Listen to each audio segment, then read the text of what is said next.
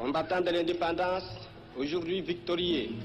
Dans une joie mêlée à la désolation, les Congolais se souviennent 64 ans après de Patrice Emery Lumumba, héros national et le tout premier ministre de la République démocratique du Congo, figure emblématique de la résistance contre le colonialisme et la lutte pour l'indépendance. Des manifestations ont eu lieu à travers le pays, notamment à Kinshasa, au mausolée Lumumba, où des officiels, des membres de la famille et des citoyens ont déposé des fleurs en mémoire de cet homme. À l'occasion, le président Félix Tshisekedi a prononcé un discours soulignant l'importance de l'héritage de Patrice Emery Lumumba et la nécessité de poursuivre son combat pour la justice et l'égalité. Cependant, la lutte reste patente et l'héritage de cet homme qui rêvait d'un Congo prospère n'est pas toujours suivi d'effets concrets dans le paysage politique actuel. C'est ce que souligne Hilaire Ikanji, directeur de la structure Santé 365.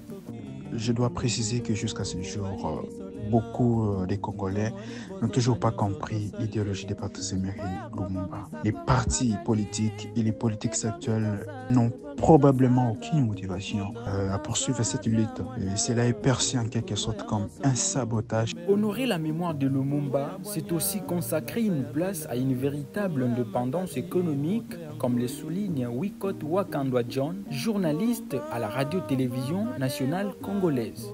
Au-delà de l'indépendance politique obtenue le 30 juin 1960, le peuple congolais est appelé à travailler, à militer pour l'indépendance économique. Ça veut dire, vous savez que notre pays est toujours convoité par des impérialistes qui veulent exploiter les richesses du sol et du sous-sol que regorge notre pays, la République démocratique du Congo. À cela, pour que le Congolais puisse parvenir à trouver son indépendance économique, il faut la prise de conscience collective, il faut promouvoir l'esprit patriotique et du civisme. Et le civisme implique plusieurs aspects, notamment le civisme fiscal, le paiement des impôts et des taxes par les contribuables congolais. Mais le gouvernement doit valoriser les richesses du sol et du sous-sol que regorge la République, que parfois nous trouvons nulle part au monde à part en RDC. Le gouvernement congolais doit promouvoir l'entrepreneuriat, surtout l'entrepreneuriat des jeunes. Le gouvernement congolais doit avoir une meilleure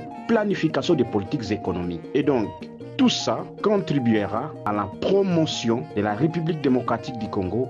Plusieurs organisations, dont la plateforme Congo Uni, appellent les jeunes à s'engager dans la lutte de Lumumba. Stéphano Mandula, président de cette organisation, rappelle aux jeunes leur rôle actif à jouer dans la politique congolaise pour honorer cet héritage. Nous encourageons les jeunes à comprendre l'histoire politique du Congo et à être actifs dans la politique en participant aux élections, bien évidemment que ce soit comme votant ou candidat, pour défendre les intérêts généraux, lutter contre l'injustice et la corruption. L'organisation Santé 365, quant à elle, appelle les jeunes à quitter les organisations politiques qui les réduisent à des simples spectateurs. Au lieu de toujours intégrer des partis politiques et manipulateurs, les jeunes peuvent contourner la situation en se considérant bien sûr comme juges et aussi comme des acteurs actifs dans la politique nationale. Parce qu'il est plus qu'urgent que les jeunes prennent conscience de la gravité de la situation. Né en 1925, Lumumba est devenu le symbole de la résistance contre le colonialisme.